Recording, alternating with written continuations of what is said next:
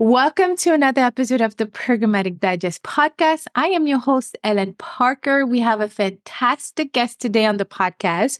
Before we get to the guest, I want to give a special shout out and thank you to our sponsor, jobsinadtech.com.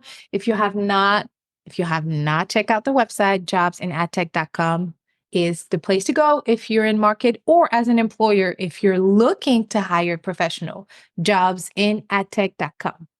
Saray Mora is joining us on the podcast today, including another coworker of mine that is getting paid a lot more money than anybody else here, as you guys hear. But he's going to be okay. But Saray, how are you doing today? Thank you for joining us. And thank you very much for having me here. I'm very glad to be here. And I'm very happy to be here. Hi to you and to your coworker. He's very good, so he might ask his own question. But today, I'm super excited to have you. Saray is head of Programmatic. She's a programmatic expert. She's been working on the activation and the sales side and the brand side for quite some numbers of years. I think you said 10 to 12 years? Yeah, 10 to 12. Well, yeah. 12. Yeah. Yeah, 12 years. Yeah. And so she's here with us today. We're going to talk about ads compliant with COPPA, what that means in the programmatic advertising world. We'll touch on what that also means when it comes to like the cookie deprecation delay, like what is going on. She has a very interesting perspective to share. And then hopefully if we have time, we talk about Latin America as a market and why it is important. But before we even get to today's super, super exciting conversation, Saray, tell us a little bit about yourself, like who you are, where you're from. Obviously, it's very cool where you're from. You were just talking about your birthday. And also, how you landed in programmatic. I'm very curious. Thank you. Yeah, well, I'm Saray. I'm from Costa Rica, and I'm a digital marketing, paid media, and programmatic expert. Mm-hmm. And been in this digital media world for about 12 years now. I started in an app network, in a local app network here in Costa Rica, managing the ad server and working on that. And unfortunately, they closed their operations. So I moved to a local agency. So that was maybe, I think, 10 years ago. And at that moment, we were working with third-party sellers or third-party, sellers of programmatic. And in the agency I was working with, they wanted to bring the programmatic in-house. But they didn't know how to do that. And I was working with the direct sites in the direct media. And my boss at that moment, my manager, she told me like, well, I've seen you're a little bit techie and you like innovation. So maybe the right person to understand programmatic and understand this new world and bring programmatic in-house. Yeah. It was really exciting to me. So she sent me to Media Mart at that moment. They had offices in Colombia. Okay. So I was in the Colombia offices of Media Mart. So I was learning from them and how to set up a campaign. It was something completely new to me. I've never heard of programmatic before, but it was exciting because I have used an ad server before, and it was like kind of similar. But then she also sent me to Seismic, the Seismic DSP and ad server. They had offices in Miami. Yeah. So I was 1 week in Colombia and then 1 week in Miami learning about programmatic. It was very intense training. Like, well, here is the DSP. You can create a campaign here. You can download a report here, and and it was Go ahead, sorry. and it was a super quick training.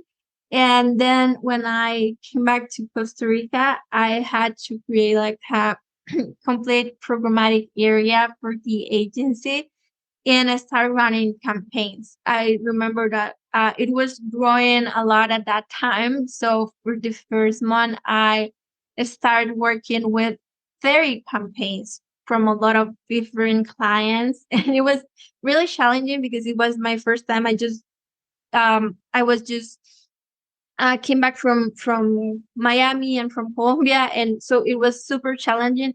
And then I was able to train a couple more of people in programmatic when I was more skilled and experienced in programmatic. And I told them, here are all of the things that you need to know. And with all of that knowledge, I created the programmatic area in that agency. That is how it started. And it was really a really great experience, a really great school. But this is something I would like also to mention in this podcast, and it is the state of programmatic in Latin America, since it's something that is still starting. It is something really new. There are a lot of platforms that we don't have access here in Latin America because of some reasons. For example, Google minimum requirements of budget and things like that. And since the market is still growing, we don't have access. At that moment, in the agency, we didn't have access to DV360 or the Trade Desk or other DSPs that were used globally. Mm-hmm. So I wanted that experience. I wanted to know how it works in America, in Canada, and in other bigger markets. So I moved to Accenture also because I wanted to practice my English, and I wanted to be in a different area, not only local clients. So I moved to Accenture, and at that moment I was really happy because I had access finally to DV360, the Trade Desk, Amazon DSP, and it was a different league. So I was, yay, I'm finally here. Finally in DV360, not because MediaMart or the other platforms how I use it was like smaller, but I wanted to use or to be in a different with different clients. So at that moment it was really good school in all of those platforms. Mm-hmm. And also as I mentioned, campaign manager, DV360, and the volume was really, really high. And I was managing campaigns of maybe $1 million per quarter, right, and including the upper funnel and the lower funnel strategies. Yeah. So it was really cool because, for example, one of the brands, I won't, I'm not going to mention the name of the brand, but it was a really big brand in the US. And we had a really cool strategy, remarketing strategy, and we had the upper funnel and lower funnel campaigns. And for the upper funnel campaigns, we implemented a lot of direct deals with different partners such as Hulu, GumGum, Spotify. So it was really cool. That was in the upper funnel. And then in the lower funnel, we created really integrated remarketing strategies, targeting people who visited the website maybe 12 years ago, 12 hours ago, 6 hours ago, 2 hours, 1 hour. So you're talking about recency schedule. Yeah, we worked at a recency schedule and in DV360, and a really intricate remarketing strategies in all the marketing funnel for programmatic.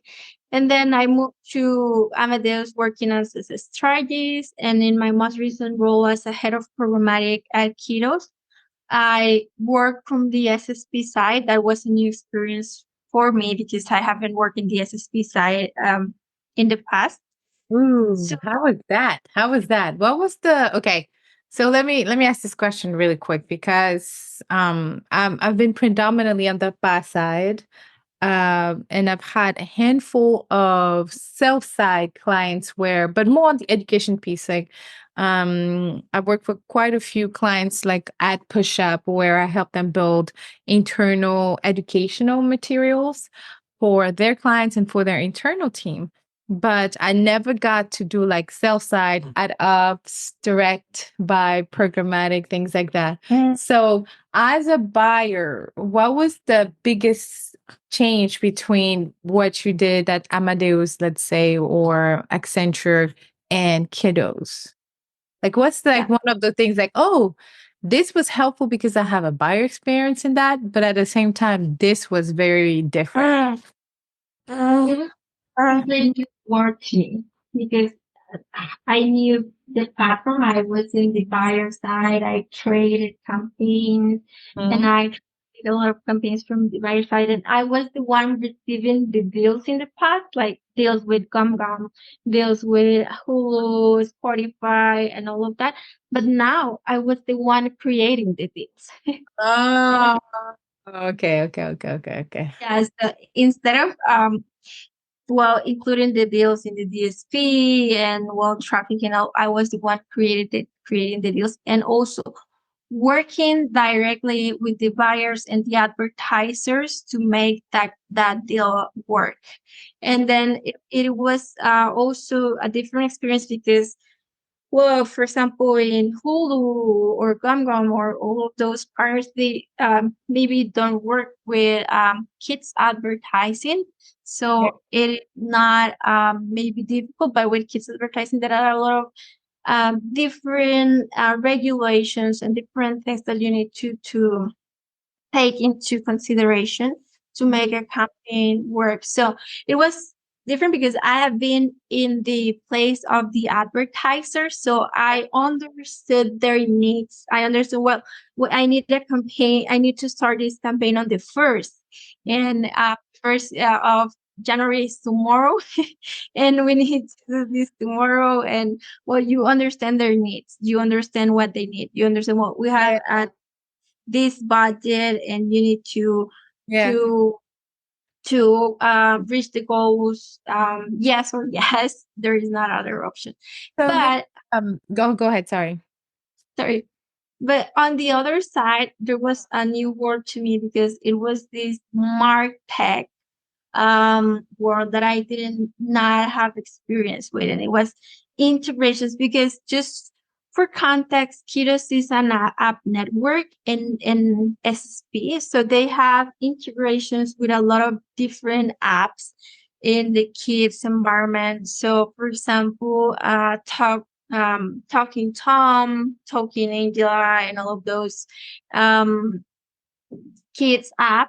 So they have an integration to have an app network with all of those different apps. So if, for example, we are going to integrate with another app or another network to bring more opportunities, more inventory or things like that, I was the one also like knocking different doors for integrations and working with the IT team to make the integration happen and have a lot of different, like very technical meetings with the developers. Yeah, I heard it was very technical, and I'm just so intrigued. What's up, buddy? I was just so intrigued.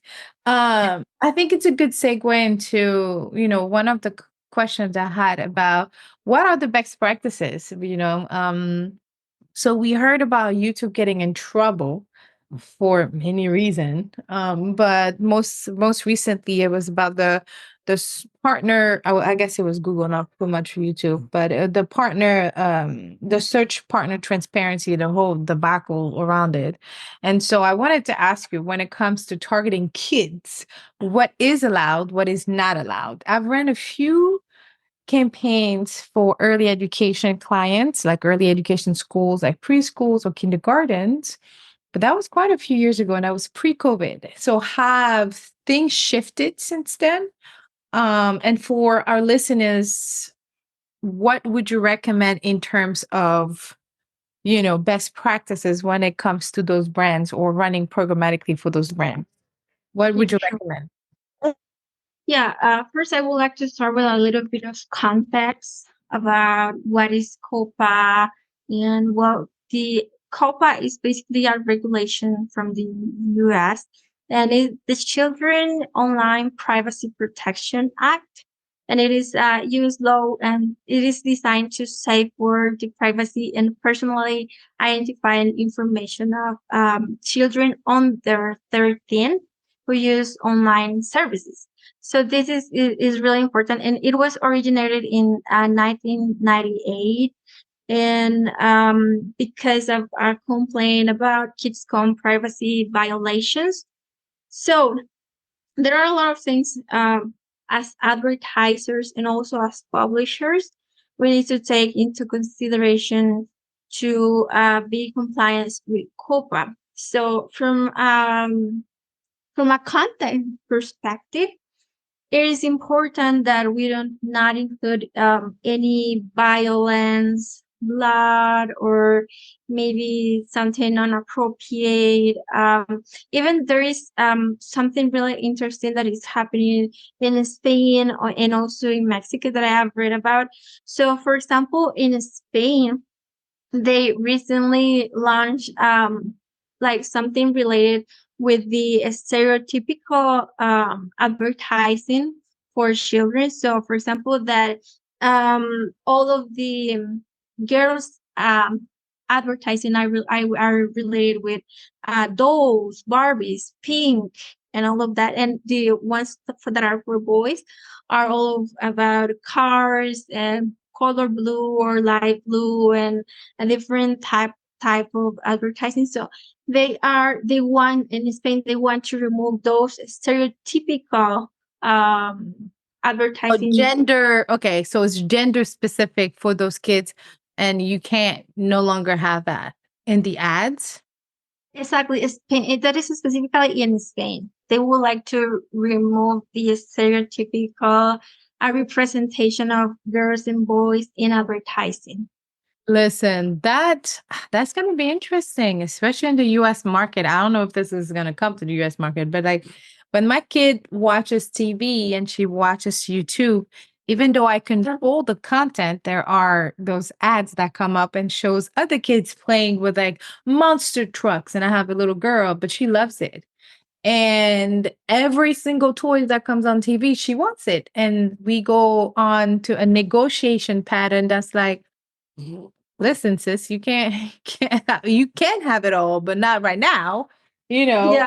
So I find it very interesting for this market, and I'm really curious to find out what Spain and some countries like Mexico you said are going to do. Like how are gonna I guess it makes sense because like you're not supposed to target to them anyway, right? You're supposed to talk to their parents, correct? So Yeah, it is supposed to not the kids exactly, but it is I mean, you have to the kid has to have a device where the parent agreed for them to add advertising, and they declared that it is maybe under a children under 13. So it is possible, but only with the right app networks.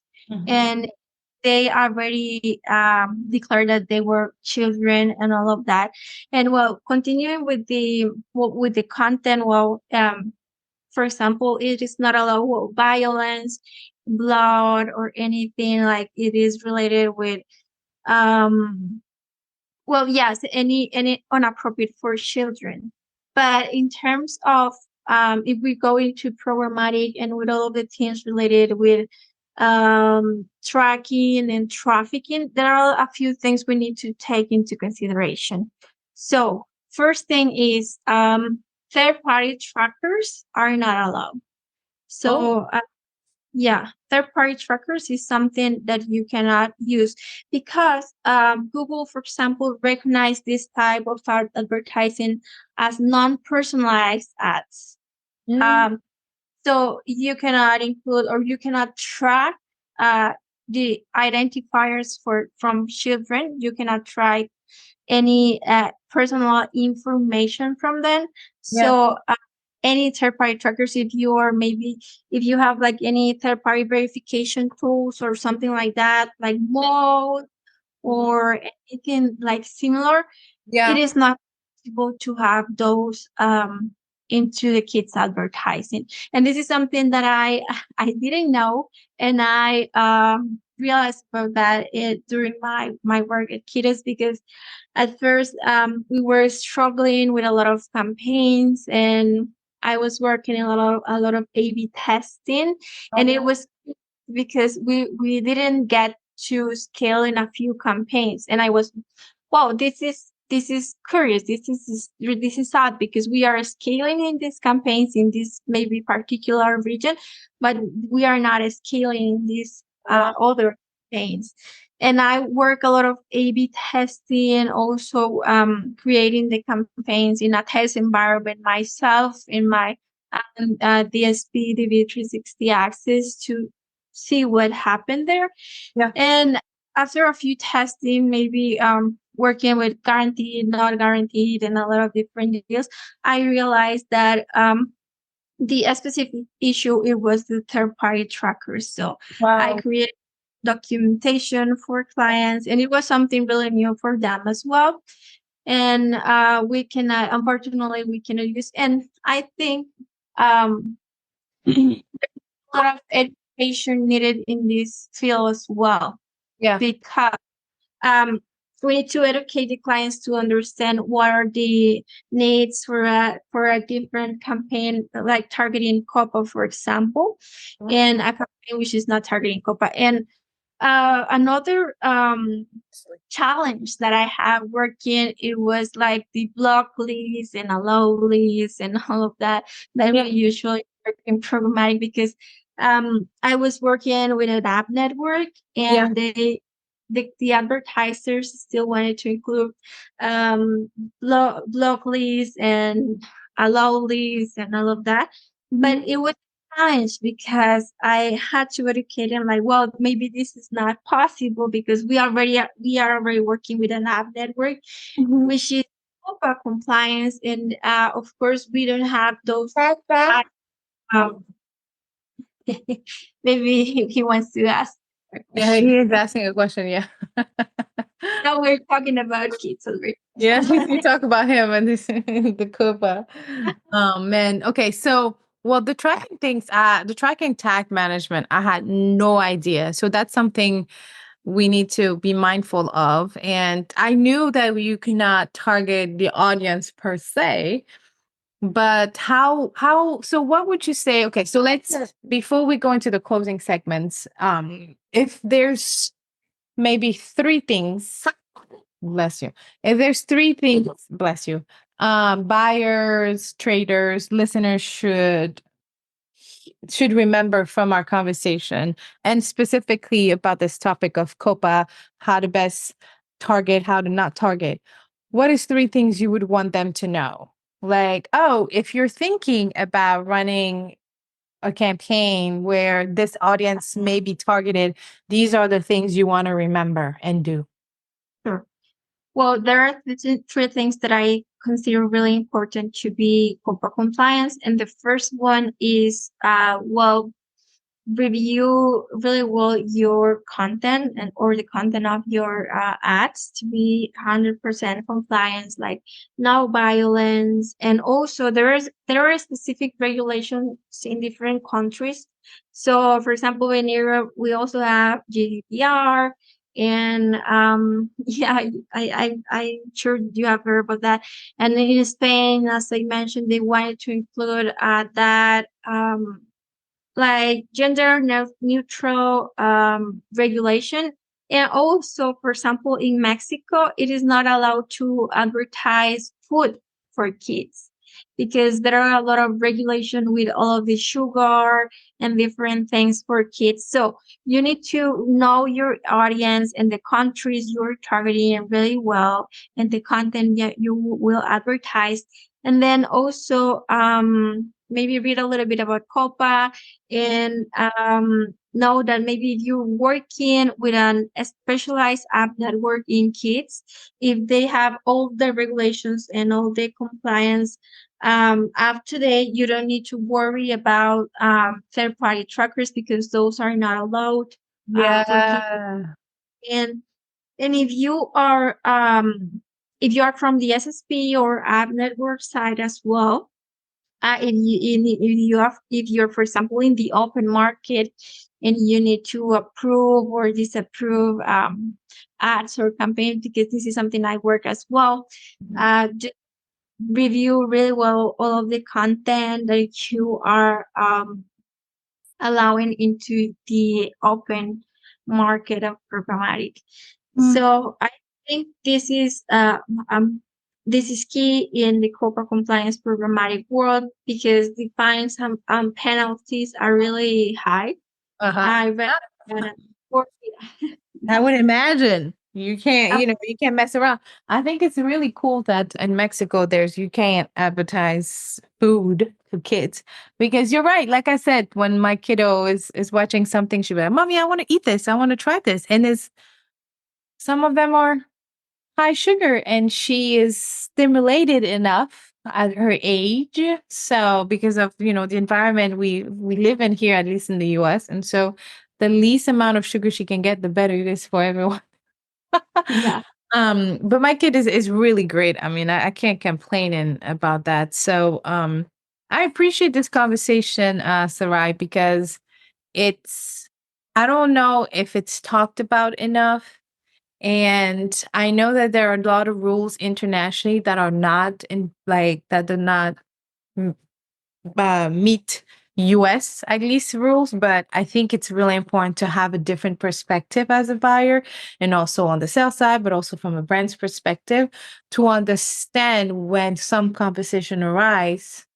This is why, right? And I think this is really important to have somebody like you on the team or as a partner, whether it's contracting or freelancing. It's because you know your stuff. You were able to test. You've learned the hard way and the efficient way how to do things the right way for the clients, right? And so I think it's really, really important. And also I wanted to say before we close this segment is that has it been like really quickly, like in 1 minute or less, tell us if there's been a situation before, maybe about COPPA compliant campaign or in the region or in the US region where this is a challenge that came up and I found a solution for that outside of the tracking tag. What's another case study you can share with us? Yeah, sure. Mhm. Well, it is important to mention that well, COPPA compliant or kids advertising is like maybe exclusively for awareness strategies because since you cannot track maybe conversions and you cannot add like third-party trackings or you cannot work with remarketing strategies there. Mhm. Uh, we only specialize in well tracking impressions and at Kiros we focuses at views because it was an app network for in-app ads in all of the in a few different games. Rewarded video and interstitial video were the main formats. Okay. So I remember at one time this was for the USA market and we were having little bit of issues with inventory Okay. specifically for specific region. Okay. So we also managed not only programmatic campaign. I led the programmatic team, but we also had direct campaigns. So all the campaigns were like competing between all of them with the programmatic and non-programmatic campaigns. So I created like a strategy to prioritize the programmatic campaigns by hours. So I work well in this I don't know if it's an ad server or if I can call this ad server or our own. We had our own platform to create and upload campaigns and run the programmatic campaigns. So I created a strategy to prioritize the programmatic campaigns on that region to be able to reach the goals, impressions goals, and we not only reached the goals at that time. We had a very important campaign from important toys client in the USA. So we not only completed the goals, but exceeded the goals in all of the CTR, BCR. I exceeded the benchmark goals in there. So it was a really cool campaign. We were able to prioritize the programmatic campaigns and work on that. Yes. So, so instead of going large, you went specific. Yeah. You really customized the experience. Okay. Okay. All right. All right. So here's my last question in the he's getting mad because he can't get the toy that's in the wall. But okay, so at the end of the every episode, I ask the same question. I like a little word of wisdom, right? What would be something you wish you knew when you first started? Viens, Kalel, viens. Hold on, let me grab him really quick. Viens, viens. Qu'est-ce qu'il y a? He got mad because the Tommy's on the other side. All right, cool. And I finished with Mr. White. Thank you. So, like I was saying, what is something you want to share with the audience, right? Something you know now that you wish you knew when you first started. Like, oh, when I started, if I knew this, it would have been made, it would have made me a better marketer or whatever. What's your word of wisdom for us? Well, this is a never-ending learning path because there are new platforms every day. There are new. I mean, I love programmatic. I can say that from the bottom of my heart. And there is a never-ending learning path because one day I was on the advertiser side, on the buyer side, and the other day I was on the SSP side, and there are a lot of different platforms, tools. In the past, the DSPs, the V360, the Trade Amazon DSP, and all of those. And then at the other day, I was using Programmatic, Sander, Improve Digital, and all of those SSP platforms. So you will never stop learning in this career, in this path. And then you have, I already managed campaigns for big clients in the US, $1 million. And in the other day, I was managing a kids campaign, which is really exciting, really new to me. I had to learn a lot. And I will say at this point of my career that I'm ready to learn more. I'm ready to take on those new challenges in this industry. And now we were talking about the Google cookie deprecation. Well, we have new things to learn. We have new things to know. And for some, I'm from Latin America. Programmatic is still really new. Yeah. So we are in part of education, learning. There are new things that we need to adapt and learn to be able to continue growing in this programmatic work. That is really exciting. Oh my gosh, that's such a good way to end this. And Saray is open to new opportunities, y'all. If you're listening and you know somebody that knows somebody, or if you are hiring, or even looking for consulting work, okay? You need somebody that has experience to do something efficiently. Please reach out to her. How can they reach out to you actually? Yeah. Well, I have like a portfolio site, which is Saray Mora that site. And through my LinkedIn as well, which is Saray Mora. Okay. And all of Saray's information would be in the show notes right below this, or the YouTube video description, and in the show notes of the podcast. Saray, thank you so much for joining me and my apprentice and being so graceful. Gustia. We really appreciate you. I wish you good luck. I cannot wait until you come back and talk to us about your new findings, your new experience, and how dope you are. So thank you so much for coming by. Thank you very much for having me here, Len, and thank you for this opportunity. And well, I have very watched a few episodes of your podcast, and it's really great. So hopefully we can see in the future. We can meet in the future as well. Thank you. Thank you.